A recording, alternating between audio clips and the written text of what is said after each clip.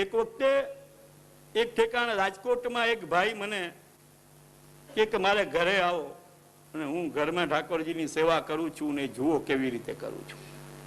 અમારા પિતાજીના વખતથી આવતા જતા હતા, એટલે જરા સંબંધ પણ ક્લોઝમાં હતો. હું એમની સાથે ગયો તો એમના ઘરની ઉપર લખ્યું હતું કે દ્વારકાધીશ કી મંદિર, કાપણની.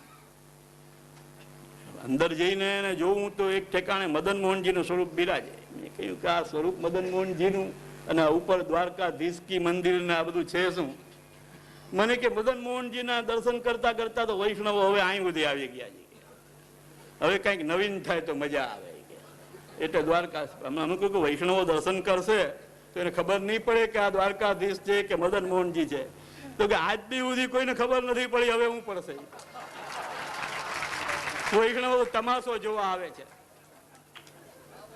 પછી મને કે થોડાક વૈષ્ણવોને મેં ભેગા કર્યા છે ઉપર, એની સામે તમે પ્રવચન કરી અને એને એવી પ્રેરણા આપો કે મારું આ મંદિર ખૂબ દીખતું ચાલે, એની કંઈક પ્રેરણા આપના આશીર્વચનથી આપો. મેં કહ્યું કે જોખમ ઉઠાવવા જેવું નથી તારે. તો કે ના ના આપણે કરવું જ પડશે. એટલે હું ઉપર ગયો અને જઈને મેં જે અહીંયા રજૂ થયા એ બધા સિદ્ધાંતો રજૂ કર્યા તો પેલો તો મારા ઉપર નારાજ થઈ ગયો કે આવી ખબર હોત તો હું તમને ના લાવત અહીં. પછી મેં એને કહ્યું કે ભાઈ એ વ્યક્તિ કંઈક કીર્તનોમાં જાતો ને દાઢી લીલા પણ આવડે એને બીજા ઘણા પ્રકારના પેંચરાઓ આવડતા એને વૈષ્ણવના મનોરંજન કરવાના. મને કે મેં કહ્યું કે ભાઈ તને આ બીજું કાંઈ સૂઝ્યું નહીં ને આ તારું ઘર વેચી ને આ વળી અહીં મકાન લીધું ને એમાં મંદિર ચાલુ કરી દીધું ને દ્વારકાધીશ કા મંદિર ને આ બધું તને કેમ સૂઝ્યું? એના કરતા તો કે બીજો કોઈ ધંધો મને ફાવે એમ નથી. એટલે આ તો એક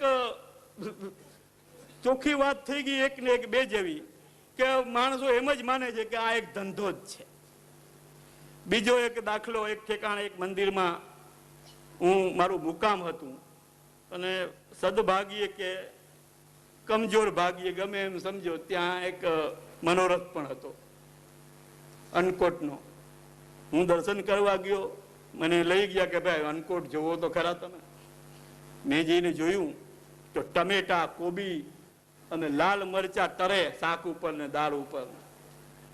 એટલે મને એમ કે કોઈક બાલક તો બહુ કરુણાળ થઈને આના ઉપર ઢળી ગયા હશે ને આજ્ઞા કરી હશે કોઈક મહાનુભાવે.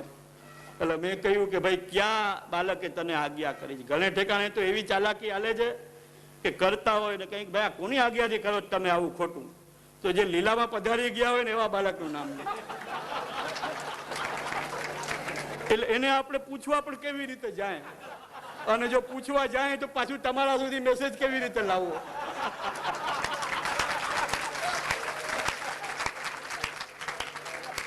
આ હું ખાલી આ રીઝવવા માટે નથી કહેતો, સોગન ખાઈને કહું છું કે મને આવા અનુભવો એક વાર નહીં પણ હજારો વાર થયા છે.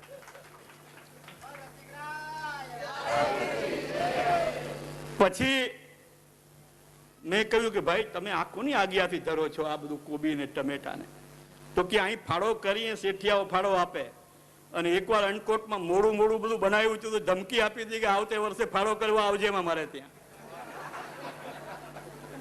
એટલે એ તો એક નગ્ન સત્ય થઈ ગયું, નગ્ન સત્ય કે આજે ધંધાર્થે, ધંધાને માટે ધર્મની જે પ્રવૃત્તિ છે એ તો એક એવી પ્રકારે થઈ ગઈ છે. મેં મારા આ અંકની સંપાદકીયમાં પણ એ નોટ કર્યું છે કે આબ ફાટે ત્યાં થીગડું ક્યાં દેવા જાવ, જ્યાં જુઓ ત્યાં આ પરિસ્થિતિ.